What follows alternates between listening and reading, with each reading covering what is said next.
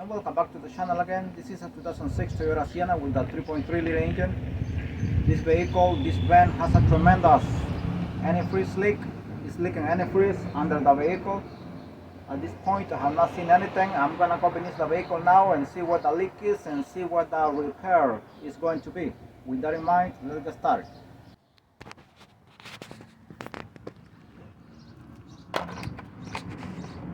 Leaking from the middle of the vehicle under the car right there.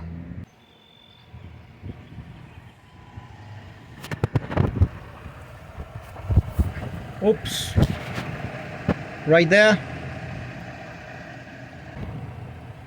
That's a tremendous leak right there. This is like in the middle of the vehicle, as you can see. Not exactly in the middle, but almost.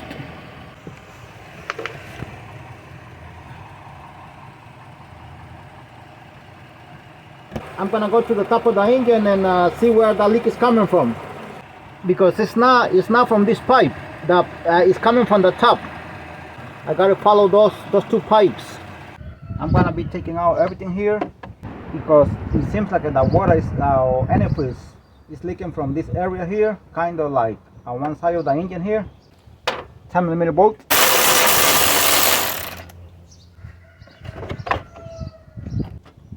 Bolt. Massive flow sensor. 10mm bolt. And this is for the clamp here.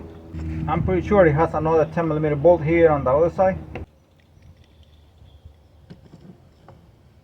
Now I'm trying to get the other 10mm bolt on this side here, because it has two, one here and one on the other side, for the air intake housing.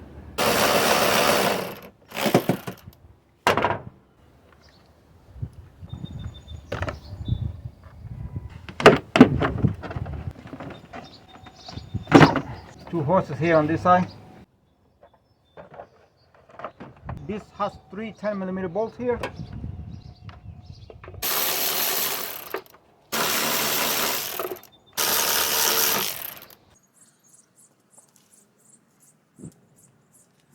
I'm painting this hose here because I don't want to get lost. Sometimes just in case if you get confused, you just paint it over here and paint it over here and then take it out, and at the time of putting it back, just put it back very easily.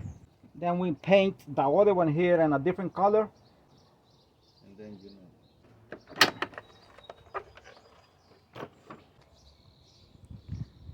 I paint this one in purple, the other one is not.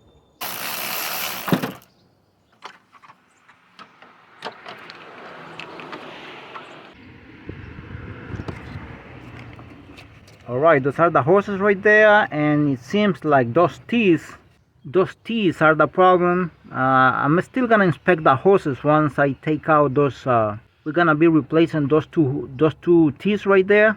It seems like the one in the bottom, the one beneath, it seems like it's the problem right there.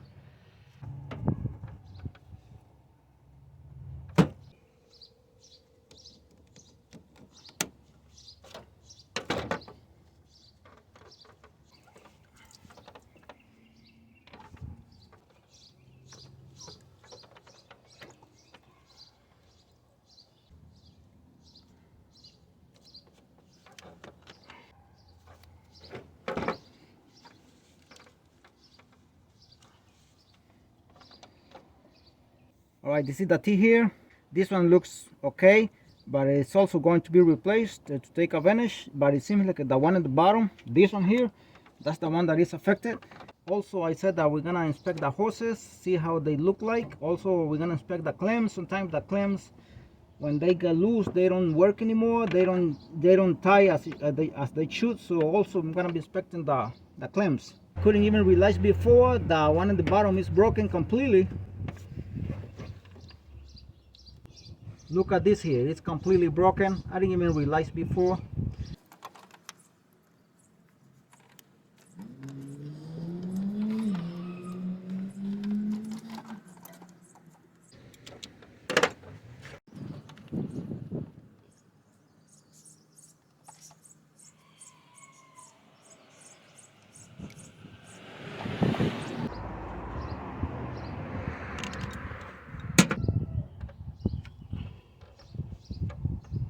Here is the piece, and it seems like another piece stay inside.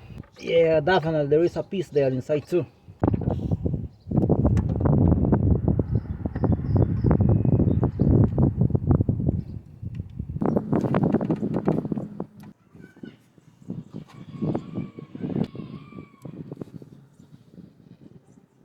All right, I got out the whole thing already. These are the teeth here already from the dealer. We're gonna be replacing both of them here. And this is the part number from the dealer. All right, we're gonna be putting this first, the one in the bottom. Now this one, remember I painted because this one goes with this one here, also painted.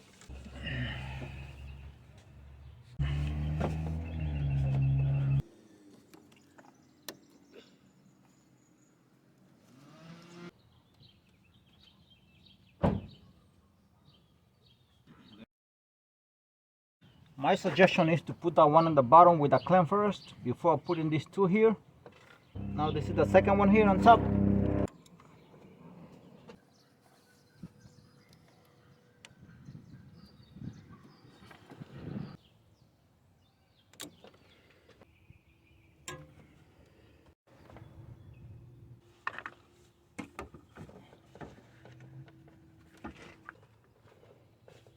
We're gonna put the air intake housing here.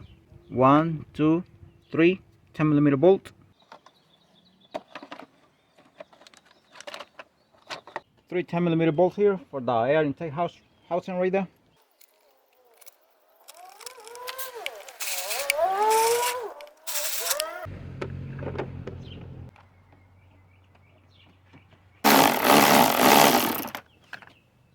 Now to get the other one on the other side, you have to guess because you cannot see it. To tie this one on the other side, the 10mm bolt, this one, I'm gonna use this flex head here.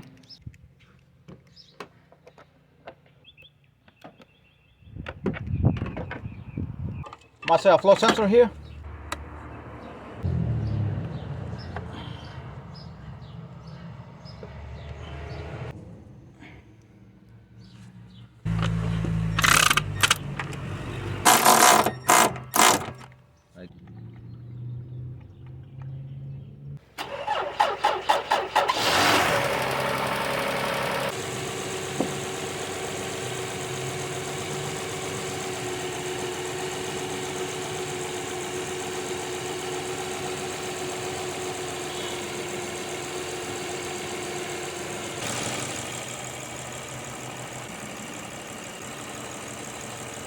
You gotta have the engine running for about at least 30 minutes or maybe more than that in order to bleed out the system very well. I have to wait for the thermostat to open because what happens is when an engine runs out of antifreeze or is close to run out of antifreeze, and the antifreeze system and the engine, hoses, radiator, water pump, then you have to bleed out the air as well as you can. And the reason why you have to let the thermostat open once this happens, there is air on the other side of the thermostat and air on the other side too, on both sides. So while the thermostat has not opened, certain amount of air will stay inside the engine if you close the radiator cap before time.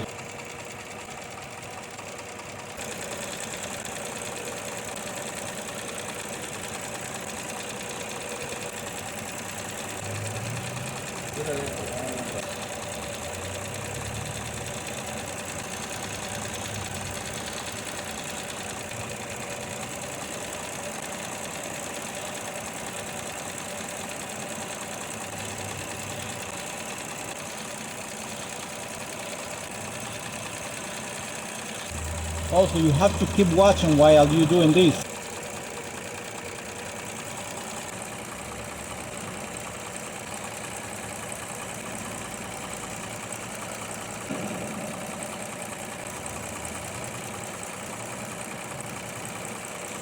Alright, no more air. The air has been bled out.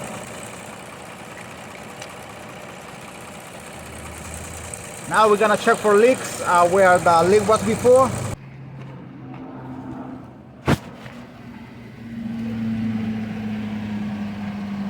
And nothing.